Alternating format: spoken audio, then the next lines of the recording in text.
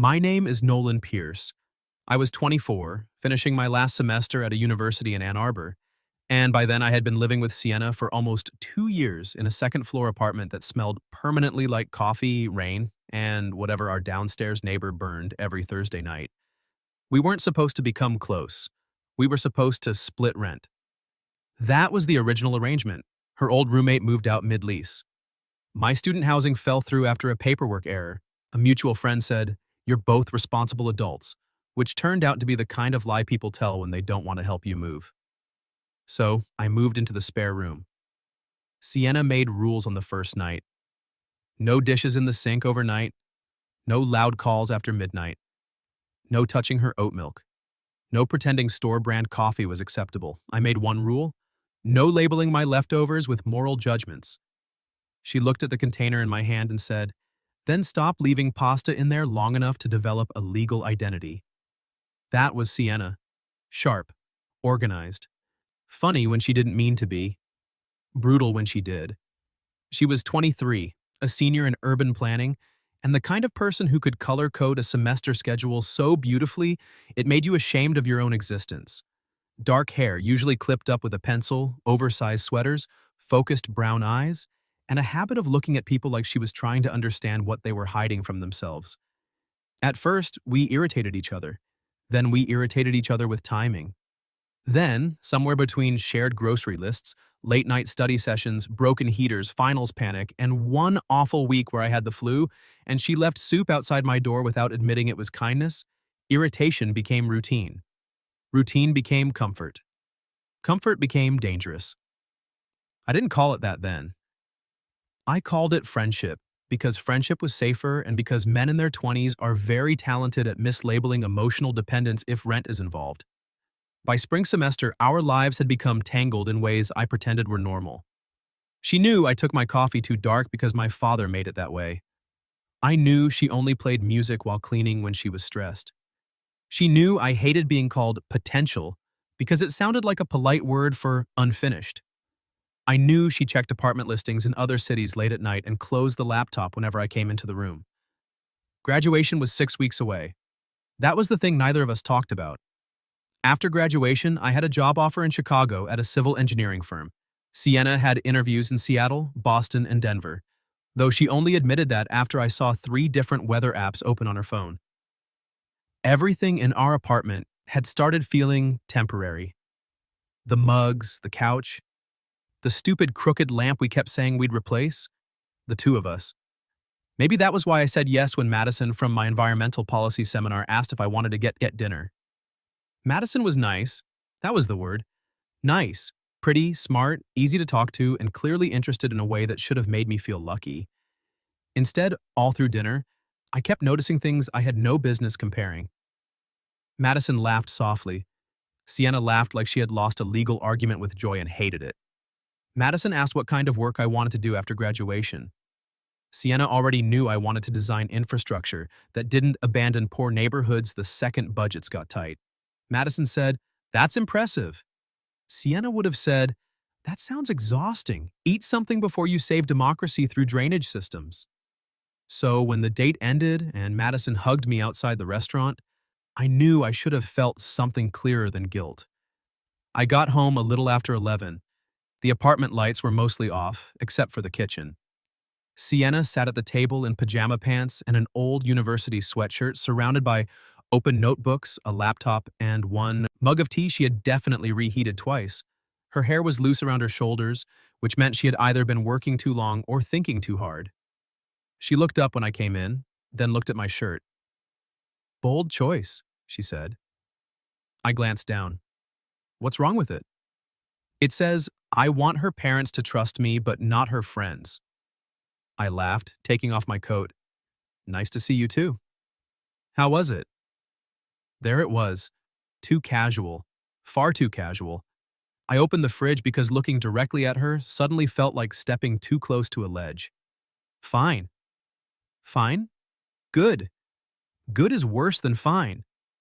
"How is good worse than fine?" "Fine means nothing happened. Good means you're editing." I closed the fridge without taking anything out.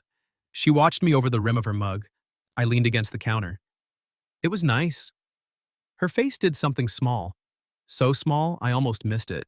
But I knew Sienna too well by then. Nice, she repeated. Yeah. Do you want to see her again? That question should have been simple. The answer should have been simple. Instead, the kitchen felt too quiet. I don't know, I said. Sienna looked down at her notes. That's not a no. No, her fingers tightened slightly around the mug. That tiny movement did more to me than it should have. I tried to lighten it.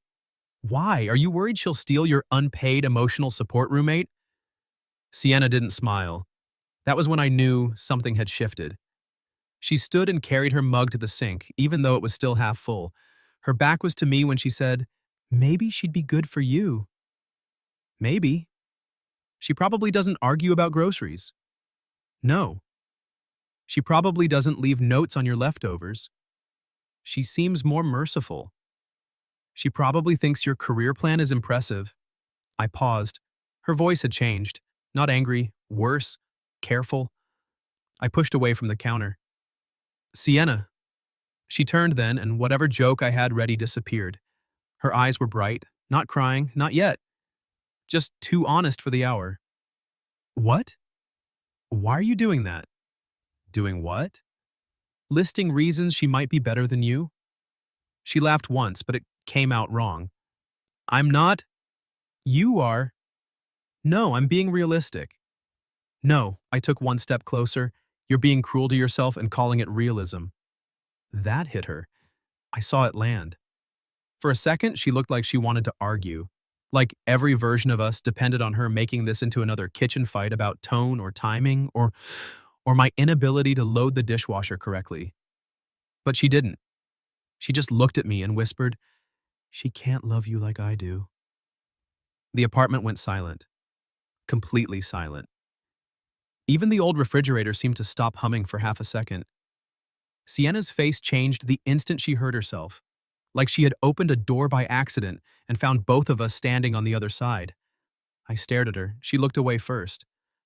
I didn't mean, yes, you did. Her eyes came back to mine. I heard my own voice go quieter. You meant it. She swallowed once. And the worst part was not that she had said it. The worst part was realizing how badly I wanted her to say it again. Sienna did not say it again. Of course she didn't. The second the words left her mouth, every part of her seemed to rush into damage control. Her shoulders went rigid, her chin lifted, her eyes sharpened like she could still turn this into an argument if she moved fast enough. I said that wrong, she said. No, you didn't. Yes, I did. Sienna. No, she pointed at me, which would have been more effective if her hand wasn't shaking. Do not do that. Do what? Say my name like you're about to be emotionally reasonable. I can't handle emotionally reasonable right now. That almost made me smile. Almost. But her face stopped me. Because the humor was still there, but barely. It was hanging by one thread over something much bigger. I stayed where I was, halfway between the counter and the table, close enough for the room to feel charged, far enough not to corner her. What did you mean? I asked. She let out a breath that sounded more like frustration than fear. I meant I'm tired. That's not what you meant. It can be several things. You said she can't love me like you do. I know what I said. Then don't pretend it was grammar. Her eyes flashed. Fine, you want the humiliating version? No, that caught her. I softened my voice. I want the honest version. The kitchen light hummed faintly above us. Outside rain tapped against the living room window, the same thin spring rain that had been making Ann Arbor feel like one long unfinished thought for weeks. Sienna crossed her arms, then uncrossed them, like she couldn't find a posture that didn't reveal too much. I didn't mean to say it like that, she said at last. I didn't mean to say it at all. But you meant it. She looked down. That was answer enough. I sat slowly in the chair across from where she had been working. Her notebooks were still open. Diagrams, city maps, housing policy notes, her handwriting in the margins. Neat until it got angry. She stayed near the sink. "You came home from a date," she said quietly. "You looked disappointed and guilty, and like you were about to convince yourself that nice is enough because leaving soon makes everything else inconvenient." I stared at her. That was the problem with Sienna. She didn't just know me, she knew the version of me I tried to hide from myself. "And I thought," she continued, voice smaller now, "there she is.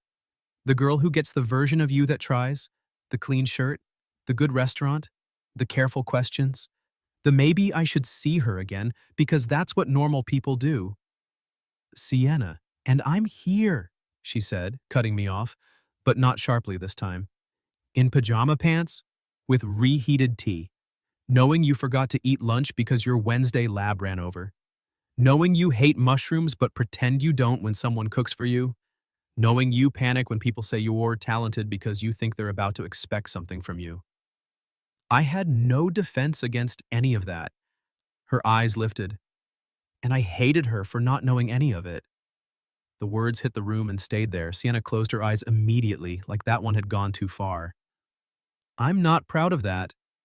"You don't have to be proud for it to be true." She laughed once, softly and miserably. "That sounds like something I'd say." "I learned from a difficult woman. Terrible teacher. Effective." The corner of her mouth moved, but the smile didn't survive. My phone buzzed in my coat pocket on the bar chair. Neither of us moved. Then it buzzed again. Sienna looked at the coat. "Madison?" she asked. I didn't answer fast enough. She nodded, almost to herself. "Right." I took the phone out. Madison had sent 2 messages. "I had a nice time tonight. No pressure, but I'd like to see you again before graduation if you want." Nice. That word again. A good word, a safe word. A word that suddenly felt unfair to everyone involved. Sienna watched my face. "You should answer her." "I will. Now." "No." Her eyes narrowed. "Don't make me the reason you become rude." "You're not." "I am if you sit here not answering because I said something reckless." I set the phone face down on the table. "I'm not answering because I don't know how to do it honestly yet." That quieted her. For a second, she looked like she wanted to argue. Then she sank into the chair across from me like her legs had finally decided the night was too heavy. "I don't want to be your reason for hurting someone," she said. "You're not." "I might be." "No," I said. "The truth might be. That's different." She looked at me then and something in her expression softened, not relief. Recognition. Maybe because that was what both of us had been avoiding all semester. Truth. And the damage it causes when it arrives late. I looked around the kitchen, the ugly apartment, the chipped mug, her notebooks, my coat, the rain, all the ordinary things we had built a life around while pretending it was temporary. "When did this start?" I asked. Sienna stared at the table. "That is a dangerous question." "I know. For you or for me?" "Yes." That got the smallest laugh out of her. Then she reached for her tea, remembered she had dumped it out, and folded her hands instead. "I don't know," she said. "Not exactly. Maybe when you had the flu and kept pretending you weren't dying because you didn't want to ask for help." "I was very brave." "You were disgusting." "Also true." "I left soup at your door, and you texted me, 'Wooby, did you poison this, or am I allowed to be grateful?'" Her mouth softened. I remember standing in my room smiling at my phone like an idiot. I remembered that text. I remembered reading her answer. Both. "Eat it anyway." I remembered feeling less alone. "And then?" I asked. "And then nothing," she said. "Because you were my roommate and my friend, and the person who made the apartment feel less like a lease and more like—" She stopped. "Like what?" Her voice dropped. "Like home." That word changed everything more than the confession had. Love was dangerous. Home was worse. I looked at her, and for once I didn't want to make the sentence easier. "I thought it was just me," I said. Sienna froze. I hadn't planned to say it that way. Maybe that was why it worked. Her eyes lifted slowly. "What?" I thought I was the only one making too much out of grocery runs and broken heaters. She stared at me. You never said anything, she whispered. Neither did you. I had a reason. So did I. What reason? I looked toward the living room where the crooked lamp leaned beside the couch like it had been listening to us for 2 years. Because if I was wrong, I said, I didn't just lose a girl. I lost my favorite place to come home to. Sienna's face changed. That was the first time she looked truly close to crying. Not because she was hurt, because she understood exactly. My phone buzzed again. This time I picked it up. Sienna looked away, but I said, Don't. She turned back. I typed slowly. Madison, I had a good time, but I don't think I'm in the right place to keep dating. I'm sorry. You deserve more clarity than I can offer right now. I sent it before I could overeat it courage into cowardice. Sienna watched the screen go dark. Then she whispered, You didn't have to do that tonight. Yes, I said, I did. For a long moment, neither of us spoke. Then she stood too quickly. I should go to bed. Sienna. No, she gave me a shaky smile. If we keep talking tonight, I'm either going to say too much or ask for something I'm not ready to ask for. What if I want you to ask? Her breath caught. Just once. Then she looked at me like I had opened another door. Nolan, she said softly, I already said yes too fast once tonight. And before I could answer, she walked down the hall and closed her bedroom door. Not slammed, closed. Which somehow felt worse, because for the first time in 2 years, the wall between our rooms felt like something both of us wanted to cross. The next morning, Sienna acted normal. That was terrifying. She was in the kitchen before me, already dressed, hair clipped up with a pencil, standing barefoot by the stove while eggs hissed in the pan and coffee dripped into the pot. Your alarm went off for 9 minutes, she said without turning around. Good morning. It became a community issue. I was processing. You were sleeping through consequences. There it was, our rhythm. Sharp, familiar, almost convincing. I leaned against the doorframe and watched her move around the kitchen like nothing had happened. Like she had not told me no one else could love me the way she did. Like I had not ended a potential second date at midnight because the truth had finally gotten tired of waiting for permission. She slid eggs onto 2 plates. 2. That small detail hit me harder than it should have. She noticed me noticing. Don't make the eggs symbolic, she said. I wasn't. You looked at them like they were holding hands. I laughed despite myself. Then the laugh faded, because her face did too. For a second, the whole kitchen felt like the night before had walked back in and pulled up a chair. I sat at the table. She put a plate in front of me, then sat across from me with her own. Exactly where she had sat last night. Exactly where she had said the sentence that had changed the apartment. We ate quietly for almost a minute. Then I said, Madison replied. Sienna's fork stopped. What did she say? That she appreciated the honesty. That's it? And that she hopes I figure out whatever I'm avoiding. Sienna stared at her plate. She sounds smart. She is? That hurt her. I saw it. Not because she was jealous, exactly. Because smart made Madison real. Kind made her real. It's easier to stand beside a truth when nobody innocent gets bruised by it. I set my fork down. I didn't end it because of guilt. Sienna looked up. I ended it because continuing would have been dishonest, I said. That part is mine. Her mouth tightened, but not defensively this time. Okay, she whispered. That was all. But it was enough for breakfast to become possible again. Afterward, we tried to go about the day like 2 adults with deadlines. I had a senior capstone presentation at noon. She had a final planning studio critique at 2. The apartment became a strange little machine of avoidance.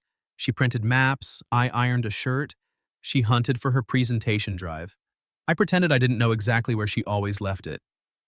On the table, under her laptop, was a folder I hadn't seen before. Seattle Urban Fellows. Final placement packet. I looked at it for 1 second too long. Sienna came out of the hallway and saw my face. The whole room changed. You weren't supposed to see that. That seems to be happening a lot lately. She crossed the room and picked it up too quickly. It's nothing. Sienna, it's an interview packet. For Seattle? For a fellowship. When? She looked toward the window. That answered before she did. Tomorrow morning, she said. I stared at her. You have a final fellowship interview tomorrow morning and you didn't tell me? I didn't know how. How long have you known? A week? A week. The same week she had watched me go on a date? The same week I had caught her closing weather apps? The same week our apartment had started feeling like a countdown neither of us wanted to name? I tried to keep my voice even. Were you going to go? I don't know. That's not an answer. No, Nolan, it's the only honest one I have. She held the folder against her chest. It's a good program. It's exactly the kind of work I said I wanted. Affordable housing policy, transit access, community planning, the whole thing. Then why wouldn't you go? She looked at me like I had asked the cruelest simple question in the world. Because if I go, she said, then this apartment becomes past tense.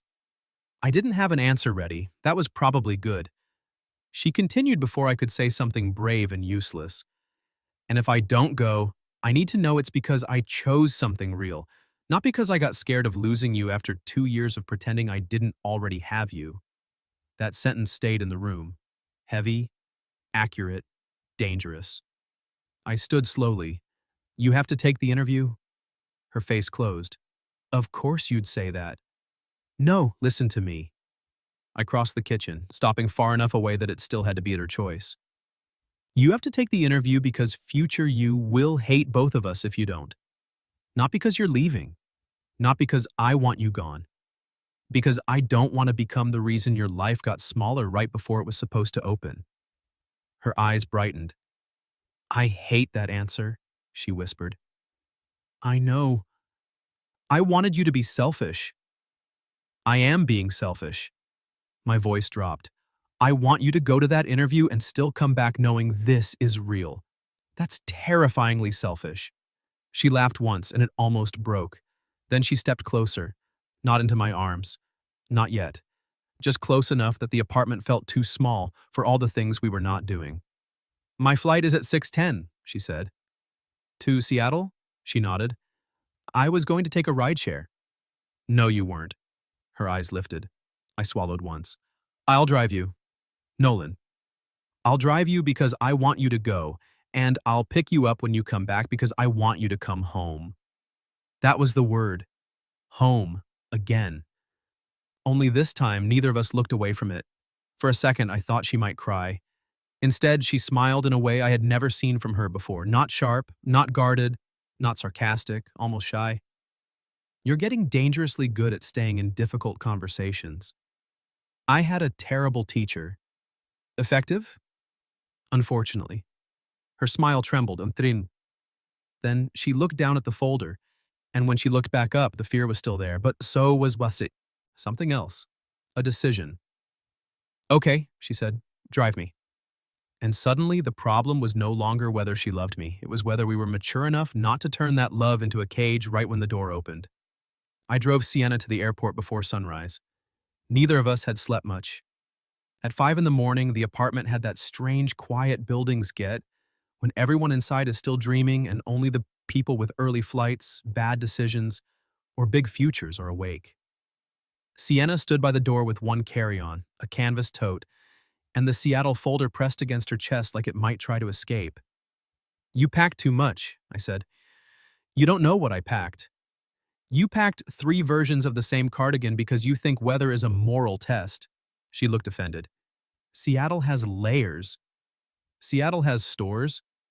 Spoken like a man who once wore the same hoodie for 4 consecutive finals. It was a good hoodie. It was a biohazard. Good. We could still do this. We could still argue on the morning her life might split open. That helped more than either of us said. The drive was mostly dark highway, wet pavement, and headlights moving like quiet decisions ahead of us. Sienna sat in the passenger seat, one knee pulled up, looking out the window with the folder in her lap. Halfway there, she said, "You don't have to be this good about it." I kept my eyes on the road. About what?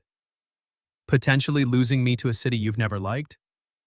I don't dislike Seattle.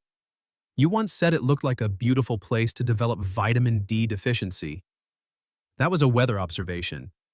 That was slander. I smiled, but she didn't. So I let the joke die. Sienna, I said, I'm not losing you because you take an interview. You might if I get it. No. I glanced at her, then back at the road. I might lose the version of this where we pretend nothing has to change.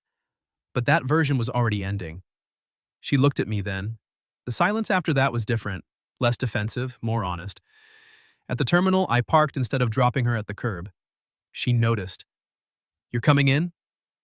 I'm not sending you into a major life decision from the departures lane. That was almost sweet. I'll recover.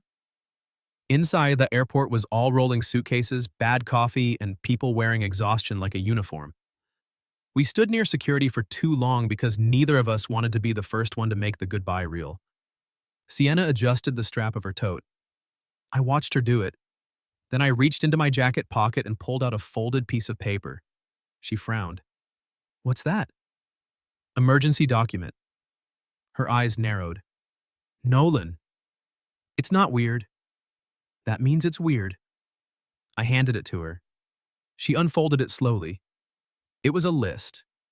Not romantic, not dramatic, just practical. Her interview time. The address, the transit route from the airport, a nearby cafe with good reviews, 2 backup lunch places because she forgot to eat when nervous, the number for campus visitor services, a reminder that her laptop charger was in the front pocket of her bag because she would absolutely panic and think she forgot it. At the bottom, I had written, "You are allowed to want this. You are allowed to come back. Both can be true." Sienna stared at the page. For once, no comment came. Her eyes filled so fast she looked away. Don't, she whispered. Don't what? Be the exact person I needed right now. It's rude. I laughed quietly. Then she folded the paper with too much care and put it in her folder. The boarding announcement for her flight came over the speakers. Not final call, not urgent. Still, both of us looked towards security. Sienna turned back to me. I meant it, she said. I knew what she meant.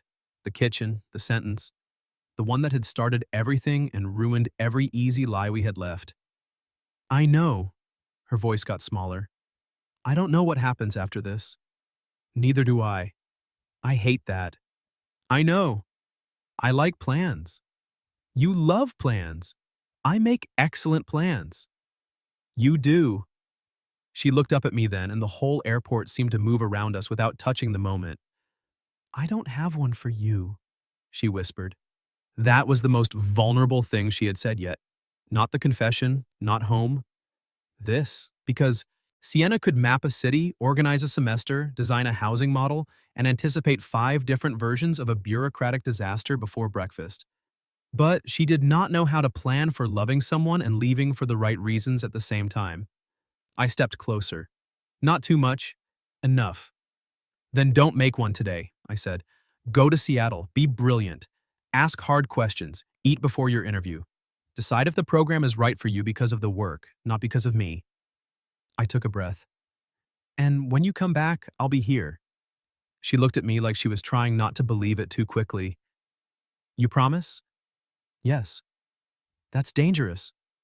I know. Her mouth trembled into a smile. Then she reached for my hand. Just that. Her fingers around mine in the middle of a terminal full of strangers who didn't know we had spent 2 years mistaking love for roommate etiquette. I wanted you to ask me to stay, she said. I know. But I think I needed you to let me go more. That one hurt. In the right place. I nodded. Go. She squeezed my hand once, then let go before either of us could make it harder. I watched her disappear through security with my note in her folder and my entire chest feeling like it had been rearranged without a permit. The apartment felt wrong when I got back. Not empty exactly. Accused. Her mug was still in the sink. Her sweater was over the back of the chair. Her planning notes had left faint pencil dust on the kitchen table, evidence everywhere that she had been there and might leave. I spent the day badly. I tried to work on my capstone revisions and read the same paragraph 12 times. I took a walk and ended up buying the tea she liked, which was either hopeful or pathetic. Maybe both. At 4:30, my phone buzzed. Sienna, interview done. I stared at it, then she sent another message. They offered me the fellowship. I sat down slowly. Pride came first, then fear, then pride again, bigger. I typed, "Of course they did." 3 dots appeared, disappeared, appeared again. "My flight lands at 10:40. I wrote back, "I'll be ahí there, say." At 10:40, her flight was delayed. At 11:10, it landed. At 11:30, she walked through arrivals with her carry-on, tired eyes, and my folded note sticking out of the front pocket of her folder. I stood. She saw me. For a second, she stopped completely. Then she walked straight toward me. No sarcasm, no shield, no pretending this was just a ride. When she reached me, she said, "I want it." My throat tightened. "The fellowship?" "Yes." "Good. And you?" The airport noise seemed to fall backward. She stepped closer, eyes bright and terrified. "I want Seattle. I want the work. I want the version of me that gets on planes for things she earned." Her voice shook. "And I want to come home to you. I don't know how that works yet, but I'm done pretending one truth cancels out the other." That was the moment. Not a perfect solution, not a neat ending, a choice. Messy, adult, frightening, and real. I reached for her hand. "You don't have to know how tonight." She let out a shaky laugh. "You keep saying things that make it hard to argue." "I'm sure you'll recover." "I will." "Good." She looked at me for one long second. Then she whispered, "Take me home, Nolan." And this time, neither of us pretended she only meant the apartment. Part 5. I took her home. Not dramatically, not with music swelling or rain hitting the windshield like the universe had hired a lighting department. Just the 2 of us in my car after midnight, Sienna in the passenger seat with a fellowship offer in her bag, my note still tucked inside her folder, and the apartment waiting for us like it had been holding its breath all day. For once, neither of us filled the silence with arguments. That was how I knew the silence mattered. When we got upstairs, the apartment looked exactly the same as it had that morning. Her mug in the sink, my jacket on the chair, the crooked lamp leaning like it had strong opinions. 2 lives still tangled in ordinary evidence. Sienna stopped just inside the door. I closed it behind us. She looked around, then whispered, "I'm leaving in August." "I know. For a year." "I know. And you're going to Chicago." "Probably." She turned to me. "Sis." "Probably?" "My offer starts in September, but they have a Midwest infrastructure. Rotation. 6 months in Chicago, then remote project options." I hadn't asked about them because I thought the adult thing was to act like I wanted the cleanest path. And now? Now I think the adult thing is asking better questions. Her face softened, not because it solved everything, because I was finally treating the future like something we could talk about instead of a wall we had to crash into silently. She set her folder on the table. "I don't want you rearranging your life for me," she said. "I don't want you shrinking yours for me." "Good. Good." We both almost smiled. There we were, in love apparently, still negotiating like hostile committee members. Then Sienna stepped closer and said, "I need to tell you something without making it sound clever." "That sounds dangerous for you." "I know, I'm being very brave." I smiled, but my chest tightened. She looked down once, then back at me. "I didn't just mean she couldn't love you like I do," she said. "I meant no one has watched you become yourself the way I have. No one has seen you at 3 in the morning with bad coffee and panic notes and still thought, yes, him. No one has heard you talk about drainage systems like they're love letters to people who never get listened to. No one has lived in the boring, ugly, ordinary parts of your life and wanted more of them." I could not answer. Not immediately, because that was the sentence under the sentence. Not jealousy, not possession, recognition. She took another breath. And I know that sounds arrogant. No, I said, it sounds like you. Her eyes brightened. I stepped closer. I went on that date because I thought maybe wanting you was just proximity, I said. Roommate confusion, end of college panic, fear of change wearing perfume. Sienna's mouth moved. That is a very specific diagnosis. I've had a long day. And? And then I sat across from someone kind, attractive, and normal, and all I could think was that she didn't know which mug you use when you're pretending you're not stressed. Sienna laughed, but it broke at the end. I kept going. She didn't know you leave the last bite of dessert because you claim it gives the meal narrative tension. She didn't know you reread emails out loud when you're scared to send them. She didn't know that this apartment only became home after you started insulting my coffee.